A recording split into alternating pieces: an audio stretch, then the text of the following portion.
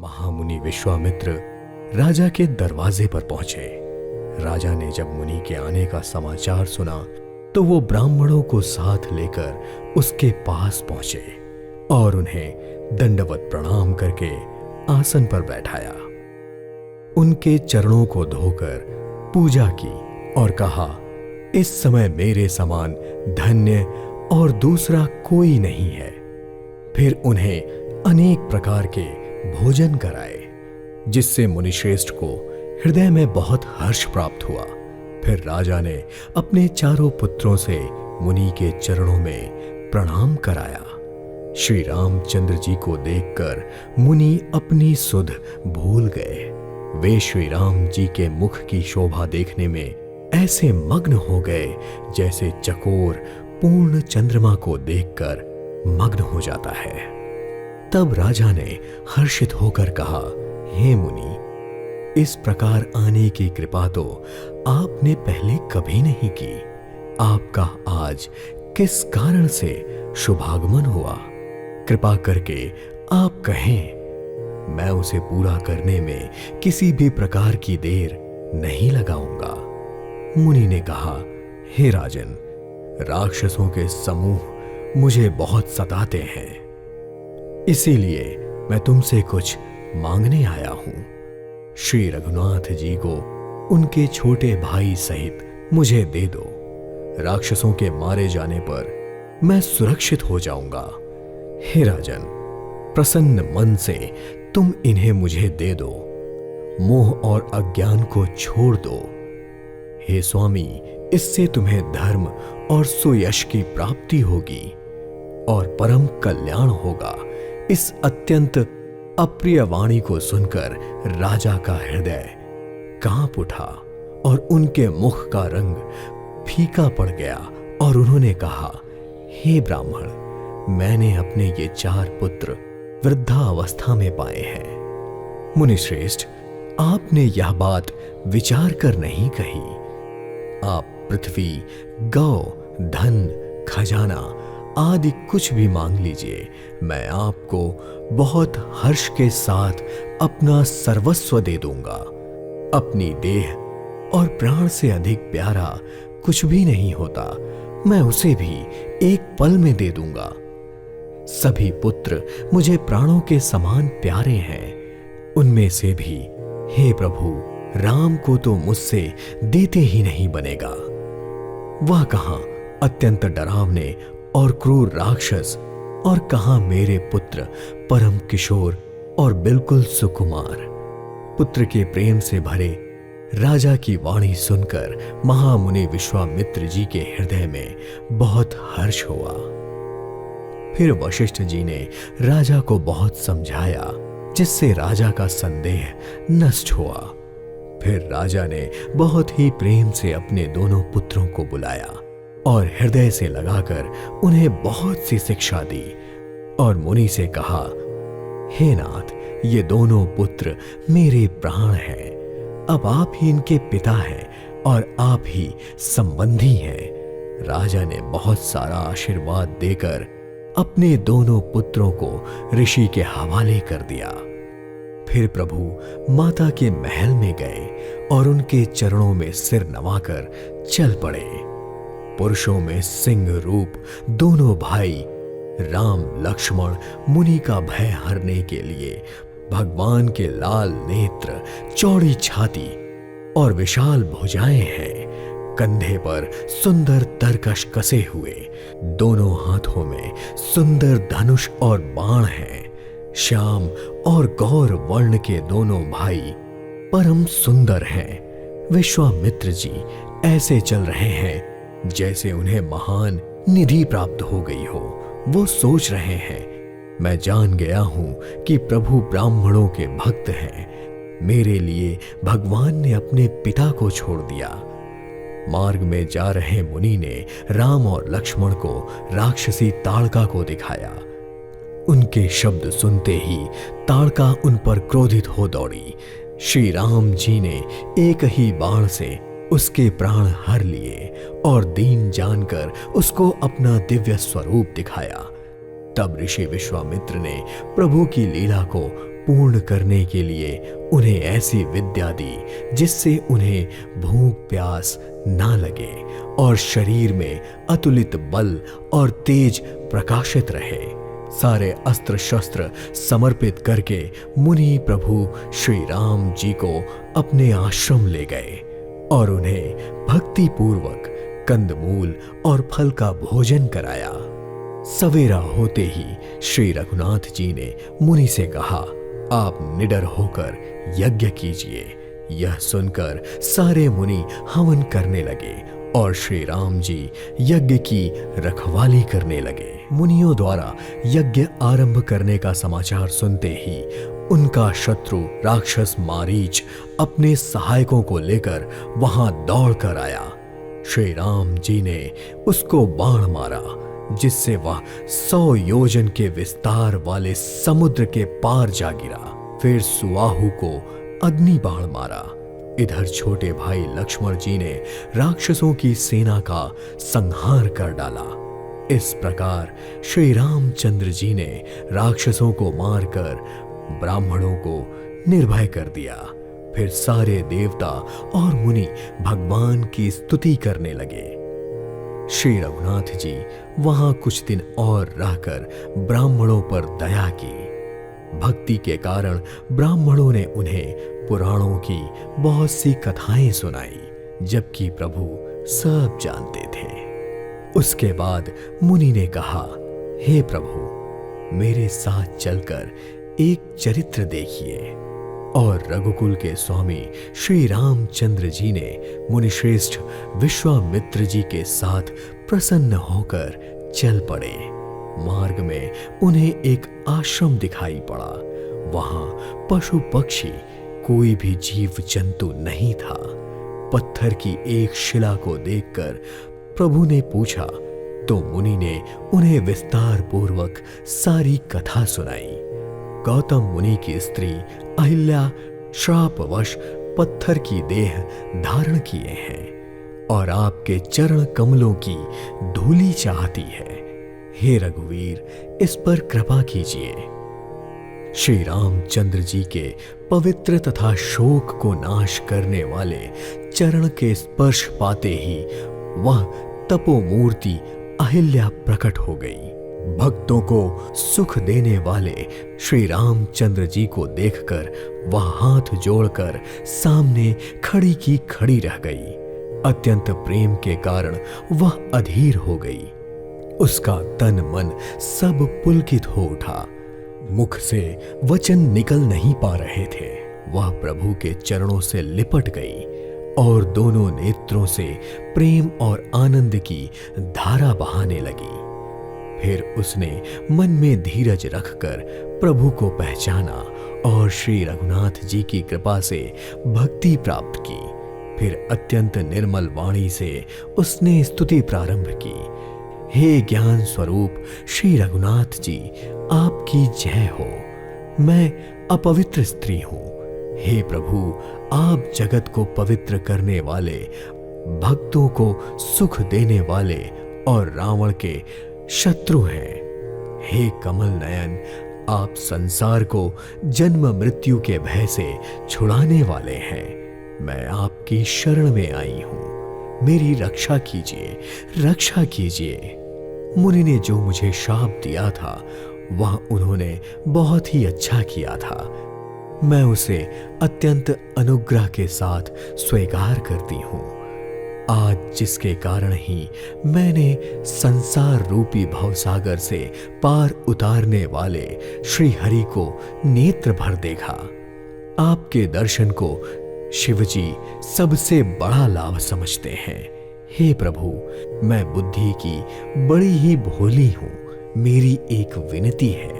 हे नाथ, मैं और कोई वर नहीं मांगती, केवल यही चाहती हूं कि मेरा मन रूपी भौरा सदा आपके चरण कमल की रज के प्रेम रूपी रसपान करता रहे। जिन चरणों से परम पवित्र देव नदी गंगा जी प्रकट हुई, जिन्हें शिव जी ने सिर पर धारण किया और जिन चरण कमलों को ब्रह्मा जी पूजते हैं, आपने उन्हीं चरणों को मेरे सिर पर रखा। इस प्रकार स्तुति करती हुई बार बार भगवान के चरणों गिरती पड़ती। अपने मन का वर पाकर गौतम की पत्नी अहिल्या आनंद में भरी हुई पति लोक को चली गई। प्रभु श्री रामचंद्र जी ऐसे ही दीन बंधु और बिना ही कारण दया करने वाले हैं। तुलसीदास जी कहते हैं, हे मनतु, कपट जंजाल छोड़कर उन्हीं का भजन कर श्री रामचंद्र जी और लक्ष्मण जी मुनि के साथ आगे चले और वहां गए जहां जगत को पवित्र करने वाली गंगा जी थी। फिर विश्वामित्र जी ने श्री राम जी को वह कथा सुनाई जिससे देव नदी गंगा जी पृथ्वी पर आई थी। फिर प्रभु ने ऋषियों सहित गंगा जी में स्नान किया। फिर मुनि वृंद के साथ प्रसन्न होकर चल पड़े और शीघ्र ही जनकपुर के निकट पहुंच गए। श्री राम जी ने जनकपुर की शोभा देखी तो वो छोटे भाई लक्ष्मण सहित अत्यंत हर्षित हुए। यहाँ अनेकों कुएं, नदी और तालाब हैं, जिनमें अमृत के समान जल है और मड़ियों की सीढ़ियां बनी हुई हैं। मकरंद रस से मतवाले होकर भौरे सुंदर गुंजार कर रहे हैं। रंग बिरंगे बहुत से पक्षी मधुर चहचहाहट कर रहे हैं। रंग बिरंगे कमल खिले हैं। सदा सभी ऋतुओं में सुख देने वाली शीतल मंद सुगंधित पवन बह रही है। फुलवारी बाग और वन जिसमें बहुत से पक्षियों का निवास है। जनकपुरी में फल फूल और सुंदर पत्तों से लदे हुए पेड़ नगर के चारों ओर सुशोभित हैं। नगर की सुंदरता का वर्णन करते नहीं बनता। मन जहां जाता है वहीं रम जाता है। सुंदर बाजार मड़ियों से बने हुए हैं। विचित्र छज्जे जैसे ब्रह्मा ने उन्हें अपने हाथों से बनाया हो। कुबेर के समान श्रेष्ठ धनी व्यापारी सब प्रकार की अनेक वस्तुएं लेकर अपनी दुकानों पर बैठे हैं। सुंदर चौराहे और सुहावनी गलियां सदा सुगंध से भरी रहती हैं। सबके घर मंगलमय हैं और उन पर चित्र कढ़े हुए हैं, जिन्हें मानो कामदेव रूपी कारीगर ने अंकित किया हो। नगर के सभी स्त्री पुरुष सुंदर पवित्र साधु स्वभाव वाले धर्मात्मा ज्ञानी और गुणवान हैं। वहां जनक जी का अत्यंत सुंदर महल है, जिसके ऐश्वर्य को देखकर देवता भी अचंभित हो जाते हैं। तो मनुष्यों की बात ही क्या, राजमहल के परकोटे को देखकर चित्त चकित हो जाता है।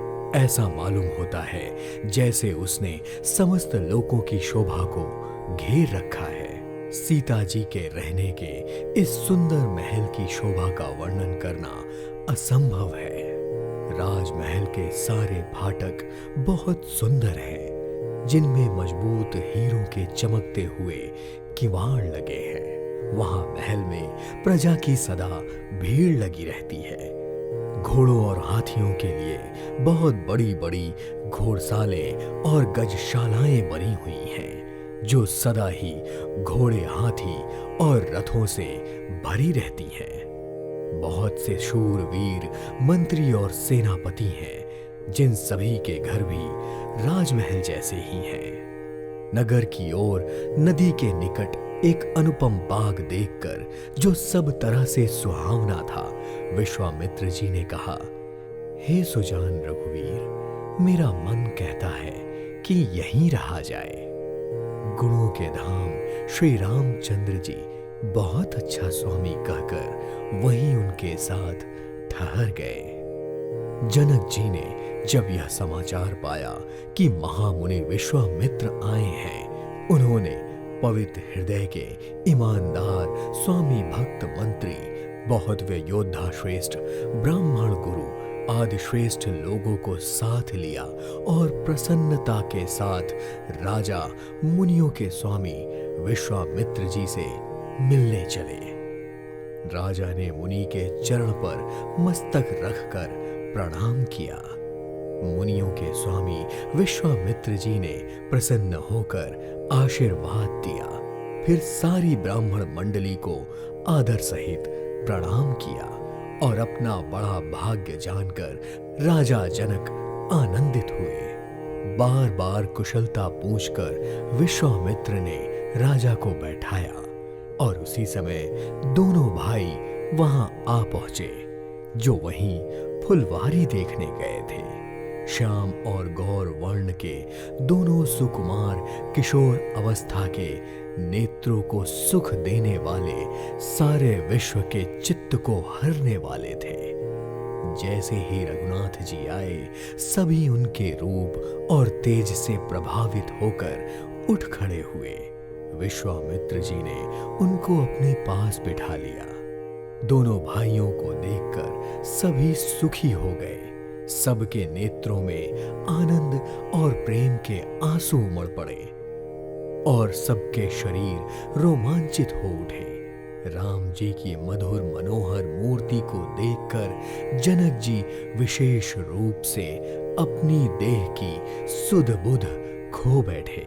मन को प्रेम में मग्न जानकर राजा जनक ने विवेक का आश्रय लेकर धीरज को धारण किया और मुनि के चरणों सिर नवाकर प्रेम भरी गंभीर वाणी से कहा, हे नाथ, ये बताइए, ये दोनों सुंदर बालक मुनि कुल के आभूषण हैं या किसी राज्य के पालक?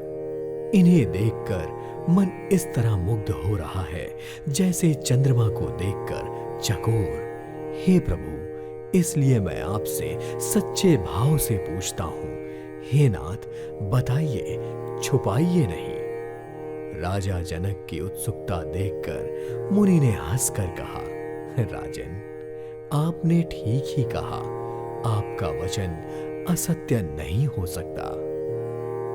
जगत में जहां तक जितने भी प्राणी हैं, ये सभी को प्रिय हैं। मुनि की रहस्य भरी वाणी सुनकर श्री राम जी मन ही मन मुस्कुराए और हंसकर संकेत किया कि रहस्य खोलिए नहीं। यह देखकर मुनि ने कहा, ये फूलमणि महाराज दशरथ के पुत्र हैं। मेरे कार्य के लिए राजा ने इन्हें मेरे साथ भेजा है। ये राम और लक्ष्मण दोनों श्रेष्ठ भाई, रूपवान, शीलवान और बल के धाम हैं। सारा जगत इस बात का साक्षी है कि इन्होंने युद्ध में असुरों को जीतकर मेरे यज्ञ की रक्षा की है। राजा ने कहा, मुनि, आपके चरणों के दर्शन करके मैं अपने पुण्य प्रताप कह नहीं सकता। राजा जनक ने कहा, ये सुंदर श्याम और गौर वर्ण के दोनों भाई आनंद ही आनंद देने वाले हैं। इनकी आपसे प्रीति बड़ी पवित्र और सुहावनी है, जो मन को बहुत भाती है, पर कही नहीं जा सकती। जनक जी आनंदित होकर कहते हैं, हे नाथ, सुनिए, ब्रह्मा और विष्णु जी की तरह इनमें भी स्वाभाविक प्रेम है। राजा बार बार प्रभु को देखते हैं, जहां से नयन हटना ही नहीं चाहते। प्रेम से शरीर पुलकित हो रहा है और हृदय में बहुत उत्साह है। फिर मुनि को प्रणाम करके उनके चरणों में सिर नवाकर उन्हें अपने राज्य के नगर में ले जाने के लिए चल पड़े। सुंदर महल, जो सभी ऋतुओं में सुखदायक था, वहां राजा ने उन्हें लाकर ठहराया। उसके बाद सभी प्रकार से पूजा और सेवा करके राजा ने उनसे विदा मांगी और अपने घर गए।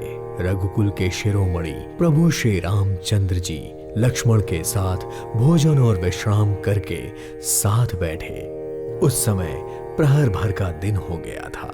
लक्ष्मण जी के हृदय में विशेष जिज्ञासा जगी कि जनकपुर देख कर आए, परंतु प्रभु श्री रामचंद्र जी का डर था और मुनि से भी कहने में सकुचा रहे थे, इसलिए कुछ कह नहीं पा रहे थे। परंतु अंतर्यामी श्री रामचंद्र जी ने अपने छोटे भाई के मन की दशा जान ली। तब उनके हृदय में भक्त वत्सलता उमड़ आई और गुरु जी की आज्ञा पाकर बहुत ही विनय के साथ सकुचाते हुए मुस्कुराकर बोले, हे नाथ, लक्ष्मण नगर देखना चाहते हैं, किंतु आपके डर और संकोच के कारण कह नहीं पा रहे। यदि आपकी आज्ञा हो तो मैं इनको नगर दिखाकर तुरंत ही वापस ले आऊं। यह सुनकर मुनिवर विश्वामित्र जी ने प्रेम सहित वचन कहे, हे राम, तुम नीति की सेवा करने वाले हो, धर्म की मर्यादा का पालन करने वाले और प्रेम के वशीभूत होकर सबको सुख देने वाले हो। जाओ, सुख के निधान दोनों भाई नगर को देख आओ। अपने सुंदर मुख दिखाकर नगर निवासियों के नेत्र को सुख प्रदान करो। सभी लोगों के नेत्रों को सुख देने वाले दोनों भाई मुनि के चरण कमलों की वंदना करके नगर देखने के लिए चल दिए। दोनों भाइयों के पीले रंग के वस्त्र हैं, कमर के पीछे दुपट्टों में तरकस बंधे हैं, हाथों में सुंदर धनुष बाण सुशोभित हैं। श्याम और गौर वर्ण के शरीरों पर जिस रंग का चंदन अधिक फबता है, उसी रंग का सुंदर चंदन लगा हुआ है। सांवले और गोरे रंग की मनोहर जोड़ी है। विशाल भुजाएं हैं। चौड़ी छाती पर अत्यंत सुंदर मुक्तक की माला है। सुंदर लाल कमल के समान नेत्र हैं और चंद्रमा के समान मुख है। कानों में सोने के कर्णफूल अत्यंत शोभा दे रहे हैं और जो देखने वालों के चित्त को जैसे चुरा लेते हैं। उनकी दृष्टि बहुत ही सुंदर है और भवें तिरछी एवं सुंदर है। माथे पर तिलक की रेखाएं जैसे किसी मूर्ति पर शोभा की मुहर लगा दी गई हो। काले और घुंघराले बाल हैं। दोनों भाई एड़ी से चोटी तक सुंदर हैं। जब नगरवासियों ने यह समाचार पाया कि दोनों राजकुमार नगर देखने के लिए निकले हैं, तो ये समाचार पाते ही सभी सारा काम काज छोड़कर ऐसे दौड़े जैसे दरिद्री धन का खजाना लूटने के लिए दौड़ता हो। स्वभाव से सुंदर दोनों भाइयों को देखकर सारे लोग नेत्रों का सुख पाकर आनंदित हो रहे थे। युवती स्त्रियां घर के झरोखों से प्रेम सहित श्री रामचंद्र जी के रूप को देख रही थीं। वे आपस में बड़े प्रेम से बातें कर रही थीं। सखी, इन्होंने करोड़ों काम देवताओं की छवि को जीत लिया है। देवता, मनुष्य, असुर, नाग और मुनियों में भी ऐसी शोभा तो कहीं सुनने में भी नहीं आती। भगवान विष्णु की 4 भुजाएं हैं, ब्रह्मा जी के 4 मुख हैं, शिव जी का विकट वेश है। पर हे सखी, ऐसा कोई दूसरा देवता भी नहीं है जिसके साथ इस छवि की उपमा दी जाए। इनकी किशोर अवस्था है, ये सुंदरता के धाम हैं। सांवले और गोरे रंग के ये सुख के भंडार हैं। इनके प्रत्येक अंग पर करोड़ों अरबों काम देवताओं को न्यौछावर कर देना चाहिए। ऐसा कौन शरीरधारी होगा जो इस रूप को देखकर मोहित ना हो जाए। हे सखी सुनो, ये दोनों राजकुमार महाराज दशरथ के पुत्र हैं। राम और लक्ष्मण दोनों भाई मुनि विश्वामित्र की रक्षा करने वाले हैं। इन्होंने युद्ध के मैदान में असुरों को मारा है, जिनके श्याम शरीर और सुंदर कमल जैसे नेत्र हैं। उन्होंने मारीच और सुबाहु जैसे असुरों को मारा है और जो हाथ में धनुष बाण लिए हुए हैं, उनका नाम राम है। और जिनका रंग गोरा और किशोर अवस्था है, और जो सुंदर वेशधारी और हाथ में धनुष बाण लिए हुए हैं और जो श्री राम के पीछे पीछे चल रहे हैं वे उनके छोटे भाई लक्ष्मण हैं। हे सखी सुनो, इनकी माता सुमित्रा है। दोनों भाई विश्वामित्र का काम करके मुनि गौतम की स्त्री अहिल्या का उद्धार करके यहाँ जानकी के स्वयंवर का धनुष देखने आए हैं। यह सुनकर सब स्त्रियां प्रसन्न हुई। श्री रामचंद्र जी की छवि देखकर एक सखी दूसरी सखी से कहने लगी, यह वर जानकी के योग्य है। हे सखी, यदि विधाता भले हैं और सुनते हैं और वो सबको उचित फल देते हैं तो मैं जानकी जी को यही वर मिलेगा। हे सखी, इसमें संदेह नहीं है। देव योग से यदि ऐसा संयोग बन जाए तो हम सब लोग कृतार्थ हो जाएं। हे सखी, मुझे यह सोचकर इतनी अधिक आतुरता हो रही है कि इसी बहाने ये यहाँ आएंगे, और यदि विवाह ना हुआ तो हे सखी सुनो, हमको इनके दर्शन दुर्लभ होंगे। यह संयोग तो तभी हो सकता है जब हमारे पूर्व जन्मों के बहुत पुण्य होंगे। यह सुनकर दूसरी ने कहा, हे सखी, तुमने सच कहा, इस विवाह से सभी का परम हित है। किसी ने कहा, शिव जी का धनुष कठोर है और ये सांवले राजकुमार कोमल शरीर के बालक हैं।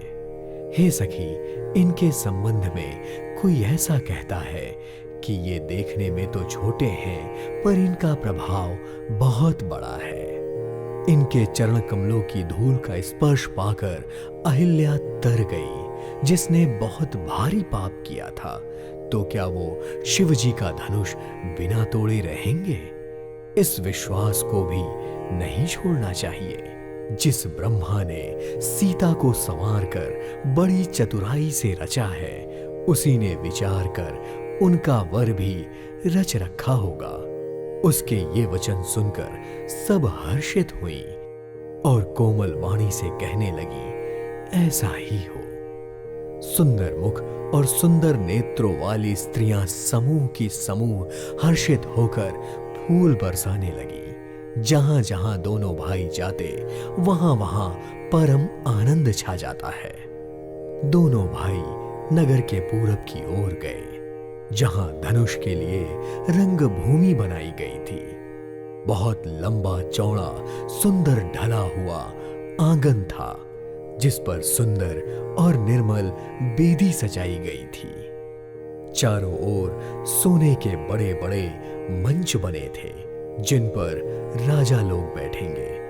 उनके पीछे चारों ओर मचानों का मंडलाकार घेरा सुशोभित था।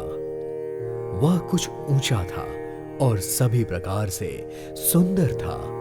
जहां नगर के लोगों को बैठना था, उसी के पास विशाल एवं सुंदर सफेद मकान अनेक रंगों के बनाए गए थे, जहां अपने अपने कुल के अनुसार सब स्त्रियां यथा योग्य स्थान पर बैठकर देखेंगी।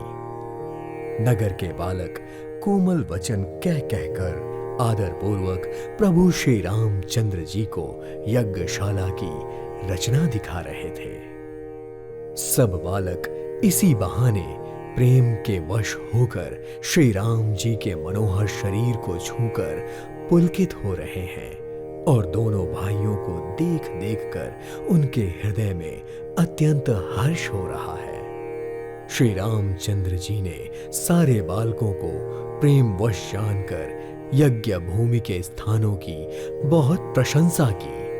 इससे उनका उत्साह, आनंद और प्रेम और भी बढ़ गया, जिससे वे सब अपनी अपनी रुचि के अनुसार उन्हें बुला लेते और प्रत्येक के बुलाने पर दोनों प्रेम सहित उनके पास चले जाते। कोमल, मधुर और मनोहर वचन कहकर श्री राम जी अपने छोटे भाई लक्ष्मण को यज्ञ भूमि की रचना दिखाते हैं। वहीं दीनों पर दया करने वाले श्री राम जी भक्ति के कारण धनुषशाला को चकित होकर देख रहे हैं। इस प्रकार सबको विचित्र दृष्टि से देखकर वे गुरु के पास चल दिए और आने में देर हुई जानकर उनके मन में डर है। जिनके भय से भय को भी डर लगता है, वह प्रभु भय दिखा रहे हैं। उन्होंने कोमल, मधुर और सुंदर बातें कहकर सभी बालकों को जबरदस्ती विदा किया। फिर भय, प्रेम, विनय और बड़े संकोच के साथ दोनों भाई गुरु के चरण कमलों में सिर नवाकर बैठ गए।